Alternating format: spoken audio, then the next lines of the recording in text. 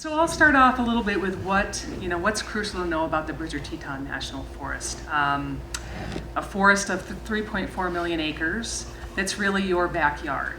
And I think most people in the community know that, value that, whether it's Cache Creek, Teton Pass, all of those places that people here like to visit and recreate. But the Bridger-Teton's much bigger than that. It ranges from the border of Yellowstone down to Kemmerer and all of those communities in between. So pretty vast landscape with a complex mission that I'm in charge of, but that I have a staff, an actual relatively small staff to oversee that. So that's one of the things I would mention is 3.4 million acres. I have about 140 people that work for the Bridger-Teton. Our budget's about 18 to 20 million. So clearly one of the things I would emphasize is we struggle with the resources to do the mission and the job that we have across that large landscape. The Bridger-Teton is a landscape that has in some ways a unique niche in the Forest Service in that it is large, it is relatively intact with a significant amount of wilderness and backcountry, so that's pretty unique in the Forest Service. I like to talk a little bit about the Forest Service mission and our complexity and the range of things that we do on the National Forest, because it really does come into play with what I'll talk about with our challenges and how we can work together. So the Forest Service mission, in a nutshell, is to sustain the health and productivity and diversity of the nation's forests and grasslands for the needs of the future and present generations. The way I like to look at it now, and that's been our mission for a long time, in today's landscape, it's managing for sustainable uses with an increasing polarized social construct with global needs, with lots of increasing demands on natural resources. And I really believe in a world that's becoming more and more disconnected from the environment and nature. So we put all those together. I think that really even makes our mission a lot more complicated. I'd also like to talk a little bit about how sort of the national issues that are going on and how that affects us. I was keenly interested to listen to the President's State of the Union. I always listen to that. And I was in some ways a little dismayed that the environment was not even mentioned this year. I don't know if you all noticed that, but normally they mention it. They'll talk about our different cabinets, and it really didn't come out. And I actually think that's a reflection of our society, is that while these demands are there, it's not front and center for a lot of reasons and probably a lot of good reasons, but that is some of our reality. I also think within the Forest Service, it's important to know that we have a huge issue within our own budget and the social demands for fire and fire suppression.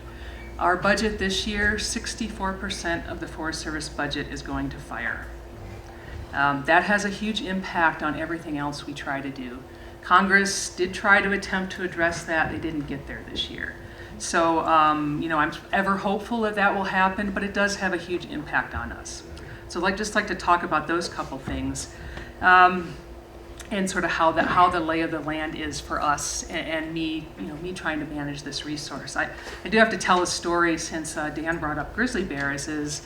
Yesterday I was in Pinedale at a meeting with permittees and ranchers making their livelihood in the Upper Green, which is one of the largest allotments in the U.S. And they suffered significant losses this year with their cattle from grizzly bears. And so had a very, very, I think, very, very good meeting about, so how do we deal with these things? How do we, people who are trying to make their livelihoods off the National Forest and actually are really concerned about, well, how do we do this in a way that protects my interest, but really does maintain grizzly bears? Complex issues, and these things aren't solved with sound bites, or a one-day meeting. These are really complicated issues that have needing lots of dialogue, I guess, to get to where we get to solutions. So that leads me to my challenge, I think, within the Forest Service, and there are lots of them. And we can do the list. We have natural resource issues, climate change, but I really think it's this increasing demand for all the things that forests provide, and whether that's water, whether that's energy, whether that's recreation, whether that's solitude, all of those increasing demands. And how do we try to manage those in the lay of the land that I laid out with the increased polarization? I'd like to give you an example that's very local about increased demand. So we had with some of our partners, we had some trail counters up over the Christmas holidays in some key places around here, and one was up on Teton Pass. And in about a 2-week period, Linda, I think it was, guess how many people went up Glory? Up that boot path? 6,700. 6,700 people. That's a lot in a really small area. And so, that's one of the things I'd say is we have large scale issues and we have these little micro issues, but they all have, there's valuable, people want to be out there, they want the experience, and we've got this increasing demand. So that's the things I see going on. And again, whether it's oil and gas and water and grazing, recreation, that's sort of my, what I would say is our biggest challenge.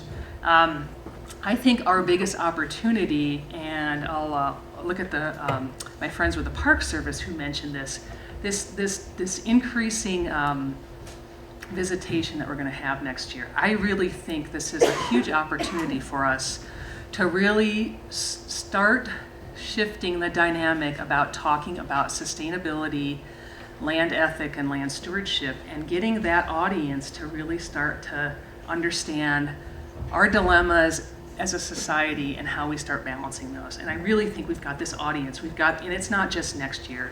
There will still be people coming here after that, and we've got a huge opportunity. So I think that's one of the great opportunities we have. And then lastly, what can we do as a community, and what can the community do to help me? Give me more money? No.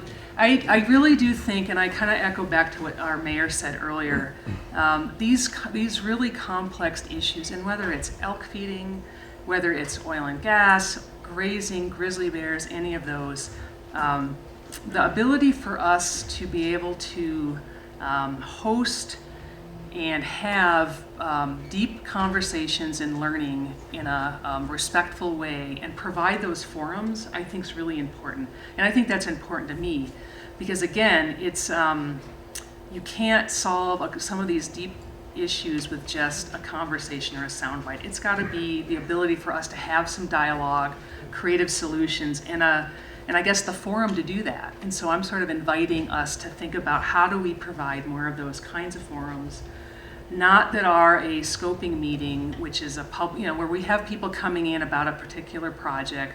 That doesn't always work. It's more about how we get the dialogue going so that we can all think together and be creative. So I think with that, that's all I have.